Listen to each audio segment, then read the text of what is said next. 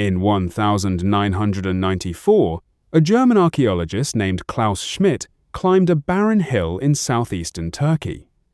Local farmers had been finding broken stone for years and ignoring it. Schmidt didn't ignore it.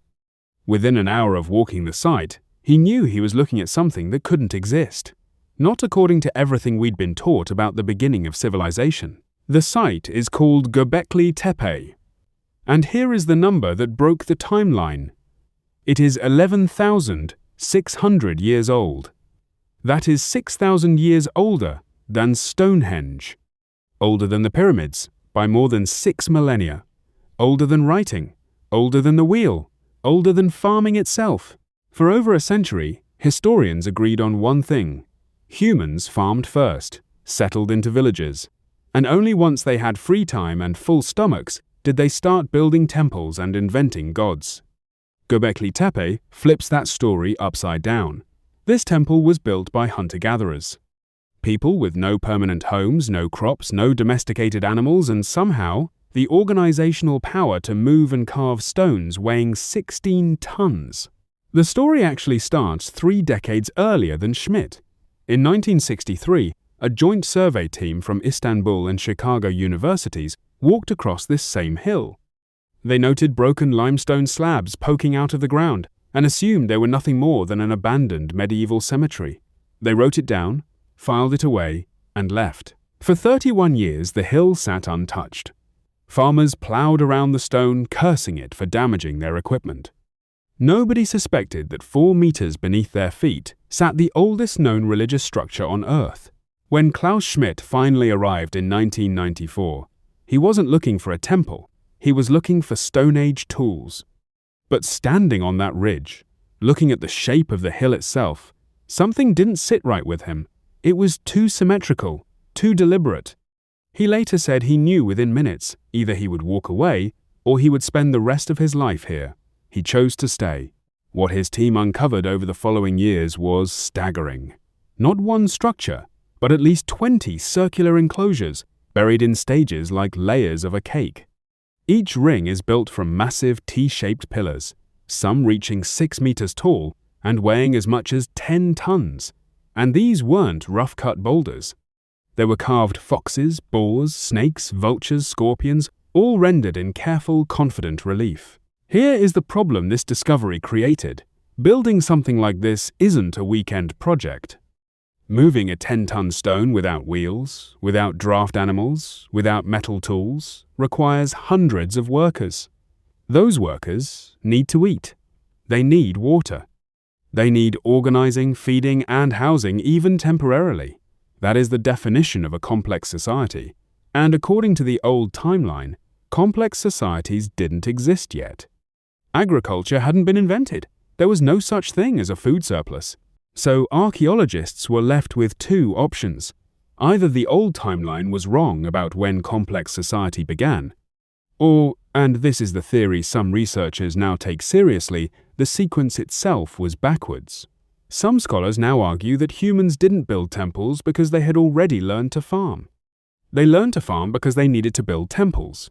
Göbekli Tepe sits directly above the Harran Plain, the exact region where wild wheat was later domesticated for the very first time anywhere on Earth. That is not a coincidence archaeologists take lightly. The theory goes like this. Thousands of hunter-gatherers traveled from up to 200 kilometers away to gather at this hill for rituals. Feeding that many people, that often, created the pressure that pushed early humans toward deliberately planting grain instead of only foraging for it. If that theory holds, it means religion didn't follow civilization. Religion built civilization. The need to gather, to build something sacred together, may be the single spark that pushed our species toward permanent settlement, agriculture, and everything that followed: cities, writing, empires. Now look closer at the pillars themselves. Many are shaped like the letter T, a wide horizontal top resting on a narrow vertical shaft. Archaeologists believe this shape is deliberately human. Some pillars even have arms carved down their sides, hands folded at the front, and belts carved around the waist with fox pelt loincloths hanging down. These aren't just stones. They may be stylized ancestors or gods, standing silent watch inside the enclosure. The animal carvings raise their own questions. Vultures appear again and again, often shown with human skulls beside them or hovering over headless bodies. In several ancient cultures, vultures were associated with defleshing the dead before burial, a practice called excarnation. Some researchers believe Göbekli Tepe may have functioned, in part, as a place where the dead were ritually exposed to the sky before their bones were taken elsewhere. And then there are the alignments. Recent research using astronomical modeling software has found that several of the enclosures line up with the position of specific stars on the horizon, stars that, due to the slow wobble of Earth's axis, would only have appeared in that exact position around the time the site was built. If this holds up, it means these hunter-gatherers were tracking the sky with a level of precision nobody expected from people without writing. One particular pillar, catalogued as Pillar 43, has become the center of this debate.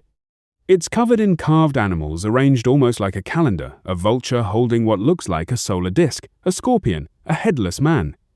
Some researchers argue this pillar records a specific date. Others call that reading too much into stone, that's 11,000 years old. The debate is far from settled. Because so much about Göbekli Tepe remains genuinely uncertain, it has become a magnet for a very different kind of attention. Only a small fraction of the site, by most estimates, under 10%, has actually been excavated. That slow pace, combined with genuine unanswered questions, opened the door for a louder, more sensational theory to walk through. British writer Graham Hancock has argued, without hard evidence, that Göbekli Tepe was built by the remnants of an advanced lost civilization that was wiped out by a global cataclysm at the end of the last ice age. That theory found a massive new audience after Hancock appeared on some of the biggest podcasts in the world, where hosts and guests speculated openly about hidden, more advanced origins for the site. Mainstream archaeologists push back hard against this. They point out that everything found at Göbekli Tepe, the tools, the technique, the carving style, matches other confirmed Stone Age sites in the region. There is no trace of lost technology. What there is, they argue, is something arguably more remarkable, proof that ordinary Stone Age humans, with nothing but stone tools and coordinated effort, were capable of far more than we ever gave them credit for. The truth is, you don't need a lost civilization to make Göbekli Tepe extraordinary. Hunter-gatherers with no metal, no wheel, and no writing organized themselves well enough to plan, quarry, carve, transport, and raise stones taller than a 2-story building. That's not evidence of a myth, that's evidence that we've been underestimating our own ancestors. The story isn't finished. In late 2025, archaeologists announced a discovery that overturned yet another assumption about the site. They found evidence that people didn't just visit Göbekli Tepe for rituals and leave. They found living quarters, domestic spaces, which means, at least for some period, people actually lived there. That single find forces yet another rewrite. For 30 years, the accepted model was that Göbekli Tepe was purely ceremonial, a place people traveled to, worshipped in, and abandoned. Now that model is being revised in real time as new seasons of excavation continue to uncover more of the roughly 90% of the site still buried underground. And just months ago, a major international exhibition opened in Berlin, bringing 96 original artifacts from the local museum in Turkey to a Western audience for the first time. A previous exhibition on the same subject, held at the Colosseum in Rome, drew over 6 million visitors. Interest in this site has never been higher, because every year, it keeps proving how much we still don't know. So what does Göbekli Tepe actually prove? Not that aliens built it, not that a lost super-civilization vanished beneath the waves. It proves something quieter, and in a way more unsettling. That 11,600 years ago, long before cities, before writing, before the wheel, a group of people looked at the sky, felt something they couldn't explain, and decided it was worth moving mountains to answer it.